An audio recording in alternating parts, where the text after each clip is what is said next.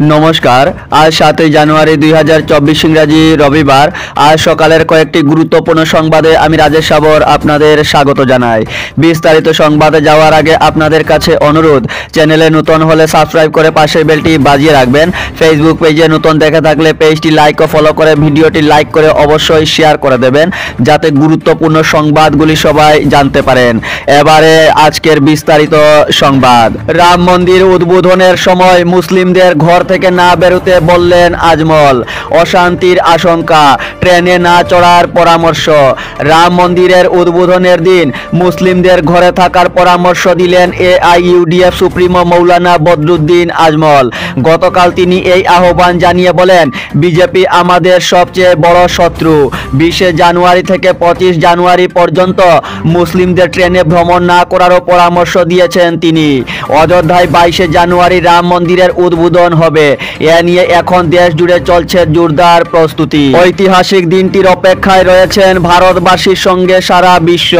লক্ষ লক্ষ ভক্ত উপস্থিত থাকবেন অনুষ্ঠানে, কিন্তু এই সময়কালে মুসলমানদের ঘরে থাকতে বলেছেন বদরুদ্দিন আজমল। গতকাল এক অনুষ্ঠানে তিনি বলেন, আমার মুসলিম ভাইয়েরা 20 থেকে 25 জানুয়ারি পর্যন্ত ট্রেনে ভ্রমণ করবেন না।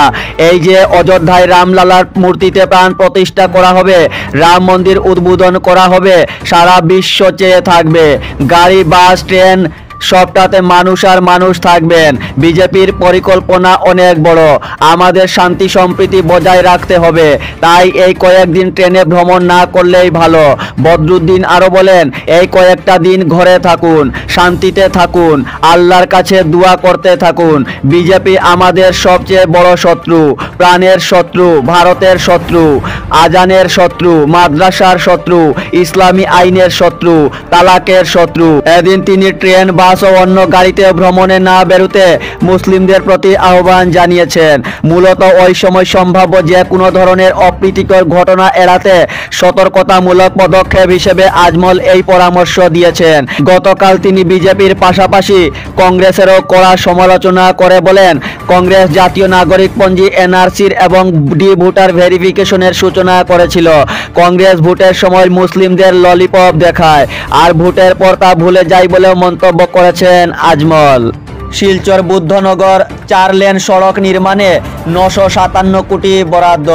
37 নম্বর জাতীয় সড়কে শিলচর থেকে বুদ্ধনগর পর্যন্ত 20 কিলোমিটার রাস্তা 4 লেনের হাইওয়েতে রূপান্তরিত করতে 957 কোটি টাকা মঞ্জুর করল কেন্দ্র। গতকাল এক্স হ্যান্ডেলে একথা জানিয়েছেন মুখ্যমন্ত্রী ডক্টর হিমন্ত বিশ্ব শর্মা। কেন্দ্রীয় সড়ক পরিবহন ও হাইওয়ে মন্ত্রকের পক্ষ থেকে তাকে একথা জানানো হয়েছে। রামকৃষ্ণনগরে দেবরের হাতে বৌদি খুন, থানায় আত্মসমর্পণ ঘাতকের। দেবরের হাতে বৌদি খুনের ঘটনা নাড়িয়ে দিয়েছে গোটা রামকৃষ্ণনগরকে। ঘাতক পিঙ্কু পাল, বয়স 46, বৌদিকে খুন করে রামকৃষ্ণনগর থানায় গিয়ে আত্মসমর্পণ করে সে। এ ঘটনা ঘটেছে গতকাল সকাল আনুমানিক 10টা নাগাদ।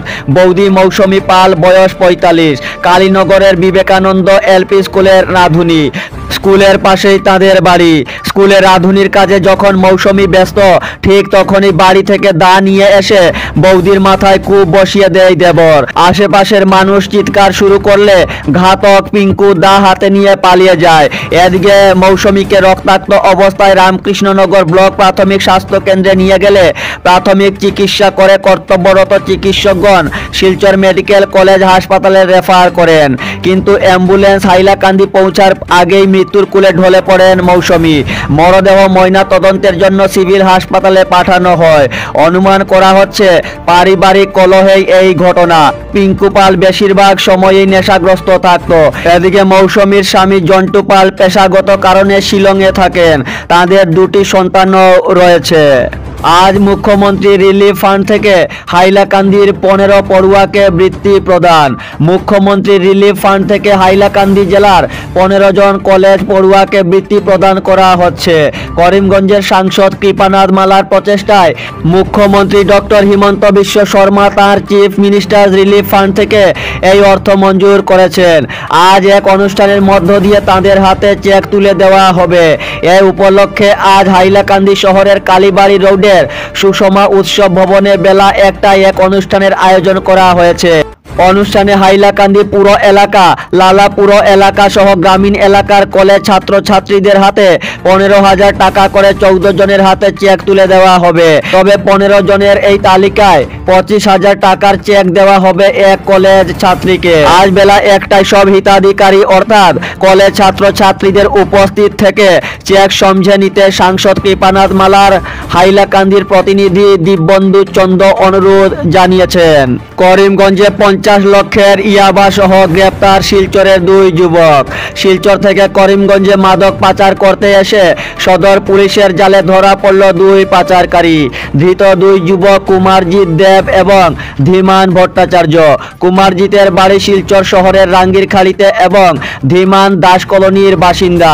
গতকাল সন্ধ্যার পর নিউ করিমগঞ্জ বাইপাস এলাকা থেকে গাড়ি সহ তাদের আটক করে সদর পুলিশের বিশেষ বাহিনী।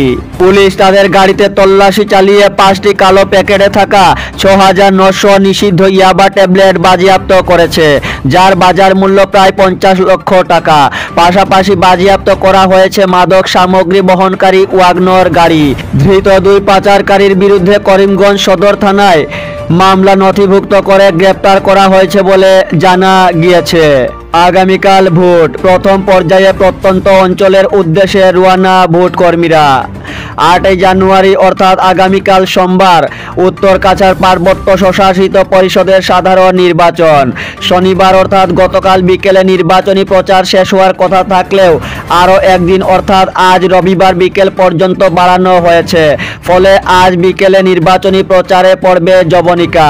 গতকাল সকাল থেকে প্রথম পর্যায়ে ভোট কর্মীরা জেলার প্রত্যন্ত অঞ্চলে থাকা ভোট কেন্দ্রের উদ্দেশ্যে রওনা দিয়েছেন।